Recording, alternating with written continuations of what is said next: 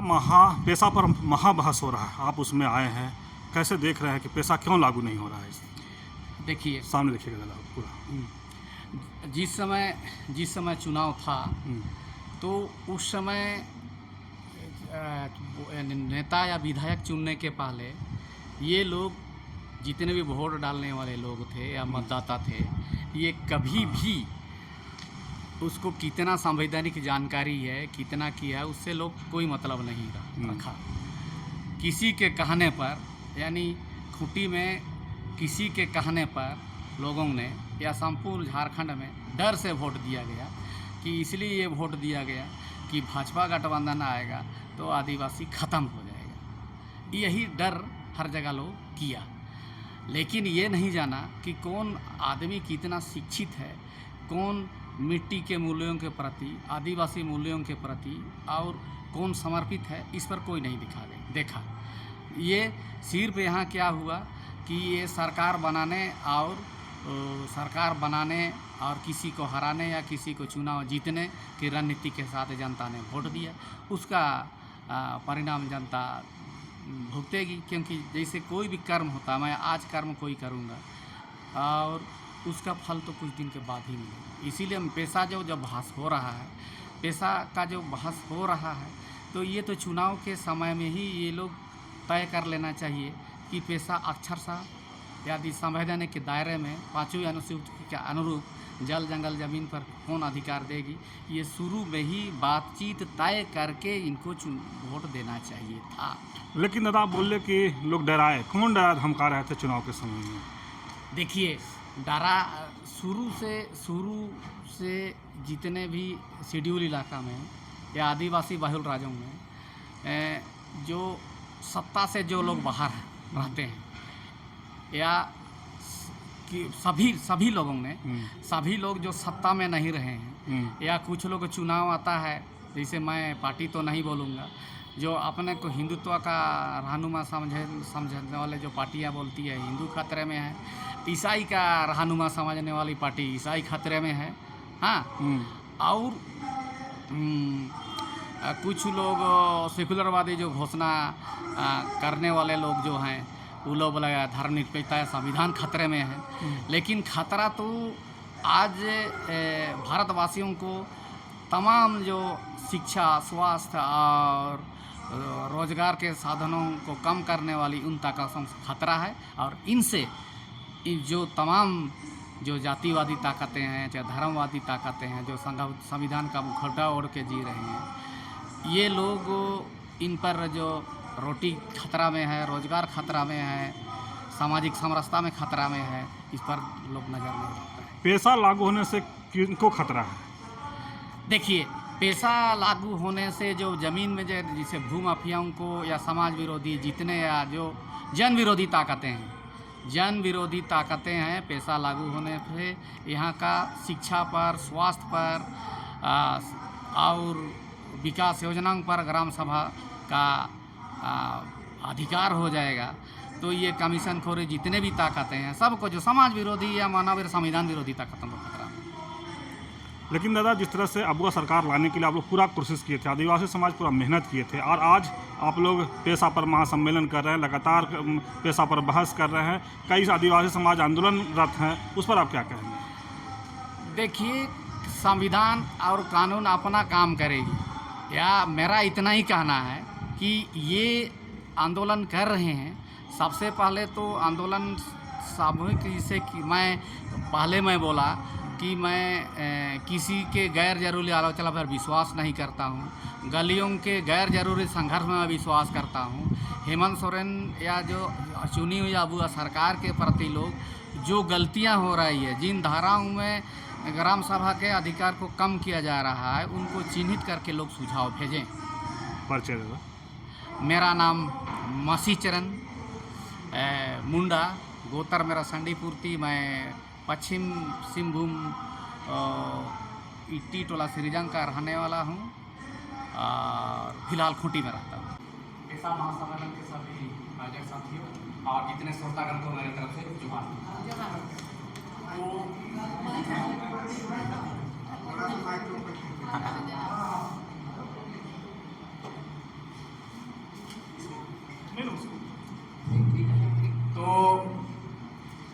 पेशा के बारे में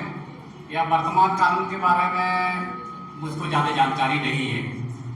क्योंकि ना मेरे पास कोई ऐसा प्रस्तावित कानून का जो लिफलेट जो बना गूगल के माध्यम से या छापी गई कोई प्रति मेरे पास नहीं है। लेकिन जहाँ तक पेशा के बारे में पत्थर में जो 1996 में गाड़ा गया वो मैं देखा हूँ, और पेशा के तमाम जो पेशा के वगत का तमाम जो साथी हैं उनके मुंह से मैं ये सुन रहा हूँ कि ये हमारा अधिकार है। निश्चित ही हमारा अधिकार है, लेकिन कोई भी हमारा जो पेशा के तहत अधिकार होगा वो कानून के दायरे में भी ही होगा। सवाल ये है कि कितना पेशा के तहत चाहे विधायिका चाहे कार्यपालिका या पुलिस संबंधित पावर कितना ग्राम सभा को दिया है। शायद मैं जेल में था उस समय देखा था कि कुछ संज्ञा और असंज्ञा जो अपराध हैं, जो संज्ञा अपराधों पर तो पेशा को ग्राम सभा को ज्यादा अधिकार दिया नहीं गया है, लेकिन असंज्ञा अपराधों पर ग्राम सभा को पूरा अधिकार दिया हुआ है। तो इस कानून की मुझको जानकारी तो नहीं होने के कारण मैं इसमें ज्यादा बोलना भी नहीं चाहता। लेकिन साथियों, जानकारी रहे चाहे नहीं जानकारी रहे, सब जीवन और मरण का ये सवाल है हम आदिवासियों के लिए, क्योंकि आज तक हमारे इलाके में जितने भी कानून हुए, चाहे वो भूमि कानून हो, चाहे खनन कानून हो, चाहे वन कानून हो, लेकिन यानी एक मात्र जैसे ठेठ देहाती भाषा में कहा जाए तो हम लोगों को कानून का भात और कानून का दाल और कानून का चटनी परोसा गया, लेकिन इससे कितना पोषण हुआ या कितना हमारा शोषण हुआ आज भी लेखा जोखा हमारे पास नहीं है। और इसका मतलब ये है कि हम संतुष्ट नहीं हैं, इसीलिए अबुआ सरकार में भी हम लोग अभी फिर ये सम्मेलन कर रहे हैं। तो इसमें जितने विद्वता पूर्व जो बात रखने वाले, जिस जानकारी रखने वाले लोग हैं वो आप लोग को बता चुके हैं, लेकिन मेरा इतना ही कहना है कि कानून तो 1950 में भूमि सुधार कानून बना, मैं जिस मुद्दे पर काम कर रहा हूं उसी पर मैं बोलूंगा। तो आपको समझ आ रहा है कि नहीं? आप लोग को 1950 में भूमि सुधार कानून बना और जमींदार लोग का जमींदारी खत्म होकर सरकार में निहित हो गया, लेकिन तमाम प्रावधानों के बावजूद भी मैं गुमला, रांची और खूंटी जिला में मैं सक्रिय रूप से लोगों के बीच में हूं। लेकिन आज हमारे इलाका में ग्राम सभा की शक्तियां छीन होने के कारण सीओ क्या कर देता है कि डबल पॉजिटिव खोला हुआ है। मैं इतना तो समझ रहा हूं कि ग्राम सभा की शक्ति होती, यहाँ म्यूटेशन एक्ट का बढ़िया अनुपालन होता, रजिस्ट्रेशन एक्ट का बढ़िया अनुपालन होता, भूमि सुधार अधिनियम 1950 1961 को सही ढंग से लागू किया होता, सीएटी एक्ट के धारा 46 को यदि ढंग से लागू किया होता तो ये शायद जमीन लूट शेड्यूल क्षेत्र में नहीं होता। आज ये विडंबना है कि हम रोज चिल्लाते हैं फलाना कानून लागू किया जाए, लेकिन तमाम कानूनों के होते हुए भी हमारा जमीन का लूट जारी है। जमीन का लूट जारी है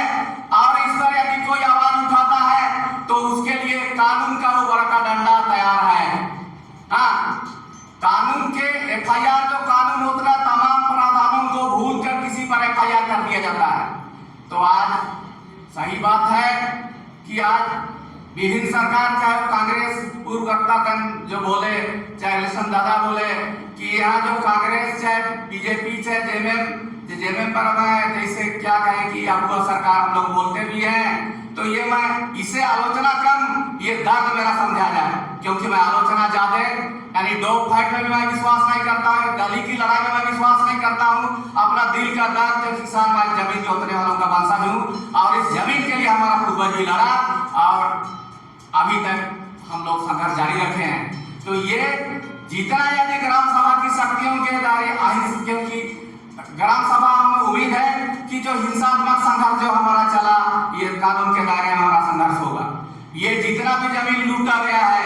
चाहे ये जिस दिन यहाँ रेवेन्यू सिस्टम कायम हुआ 12 अगस्त 1765 से जब अंग्रेज को यहाँ रेवेन्यू कलेक्शन का अधिकार मुगल सम्राट ने दिया। इसके बाद 1772-73 के चिरस्थायी अस्थायी बंदोबस्ती 10 साल बंदोबस्ती 1793 के चिरस्थायी बंदोबस्ती के बाद 1799 में नीलामी शुरू होने के बाद शेड्यूल इलाके का जमीन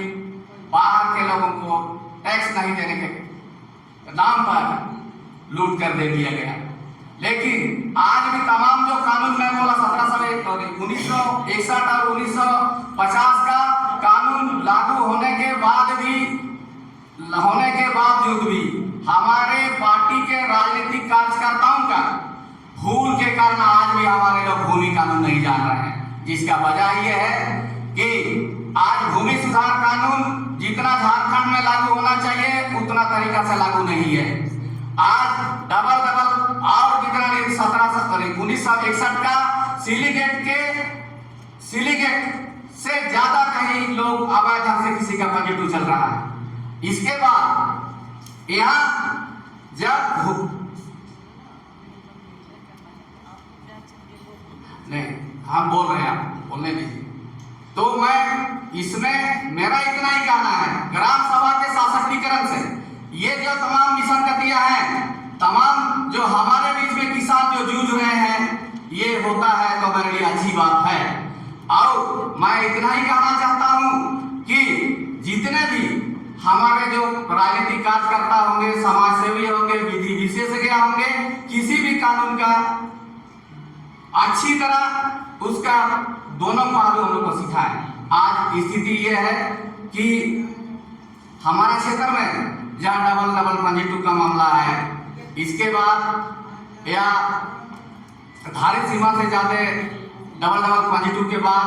नया जो 22 करके जो भू माफिया हमारे क्षेत्र में हावी है, ये समस्या है। उम्मीद है आप लोग के प्रस्तावित पैसा से यदि अच्छा है तो मैं ये कहूंगा कि जो हमारे पूर्वज का जमीन का जो लूट ब्रिटिश शासन में शुरू हुआ या मुगल शासन में शुरू हुआ, सामंती शासन में शुरू हुआ, पैसा के लागू होने के बाद हमें जमीन वापस मिलने में सहूलियत होगी। तो मैं आप लोगों के साथ या तमाम इस कार्यशाला में उपस्थित श्रोता और